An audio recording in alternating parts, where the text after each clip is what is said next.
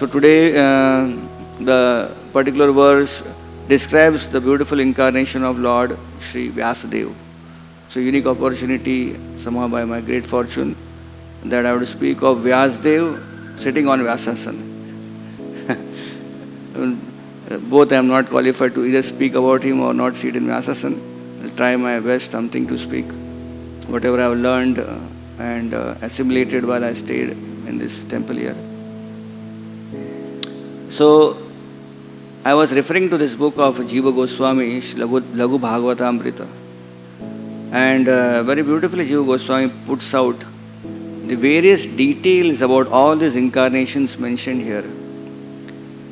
And especially Jiva Goswami begins his book by saying that Lord's form are divided into three categories. And he mentions these three categories are Swayam Prakash, Swayam Rupa, Tad Ekatma Rupa, and third is Avesha Rupa. So, what is the difference between these three? Swayam Rupa, Tadekatma Rupa and Avesha Rupa. So, Jiva Goswami mentions that Swayam Rupa is essentially the same form of the Lord, the original Supreme Personality of Godhead. Yet He may appear in different shape and different activity He may perform. But is the same Supreme Personality of Godhead, Swayam Rupa. Then he mentions Tad Ekatma Rupa is actually not different from Swayam Rupa, but it is like Krishna's expanding into various form and delineating only particular features about his original form, not maybe everything or all entire features of Supreme Personality of Godhead may be shown through that particular form. That means he comes for a purpose, for a particular mission, and he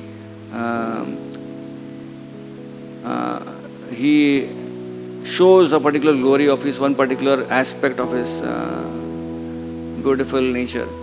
So that is Tad Ekatma Rupa. And in that, Jiva Goswami says there are two particular subtitles in Tad Ekatma Rupa. One is Vilas and the other is Swamsa. And the third is Avesha Rupa, wherein the Lord empowers a Jiva with a one particular quality of his and gets his mission accomplished. So in this way, this beautiful this explanation is given. And then Jiva Goswami mentions that most of the time in this material universe, whenever Lord comes, incarnation happens, it is either Tad Ekatma Rupa or Avesha Rupa. Generally, Swayam Rupa never comes here. And therefore we know that how once in a day of Brahma, Krishna appears. It's once in a day of Brahma. So for us, once in a day of Brahma may look like a very simple thing. Ek baar din mein aa gaye. But once in a day of Brahma is quite big. There are 14 Manus and there are 1,000 cycles of 4 yugas. And each cycle there are different incarnations coming. So incarnations are coming in big number in this one day.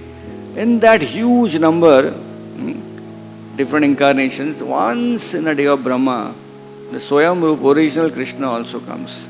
So therefore Jiva Goswami mentions that generally incarnations when they appear in this world, they are either Tadekatma Rupa or they are Avesha Rupa. And then he goes on to mention about different incarnations of Lord, the Varaha Avatar, the details of Varaha Avatar, then Dattatreya, Kapila, Hamsa, Narsimha. And then a beautiful point he mentions in this Laghu Bhagavatamrita, that Lord comes as a writer incarnation. That he comes and write books. And these writer incarnations are many. Which are they? Jiva Goswami illustrates. Yes, among the writer incarnation, one is Vedavyas. Then there is Kapila Muni, Lord Kapila. There is Dhanvantri. There is Dattatreya and there is Rishabdev. I don't know how Rishabdev is writer incarnation, but maybe. At least we have no information here. But he spoke, right? He spoke the beautiful science of Krishna consciousness to his sons, the 100 sons. So in sense he also gave a philosophy for us to follow. So Rishabdev Again, Dattatreya, Dhanvantri, Kapila, and Vyasadeva. So today we are discussing on the writer incarnation of Supreme Personality of Godhead, the literary incarnation known as Vyasadeva. And therefore, Vyasadeva description is very important because, as is mentioned in the translation here, it was because of Vyasadeva that we are getting a chance to read Srimad Bhagavatam.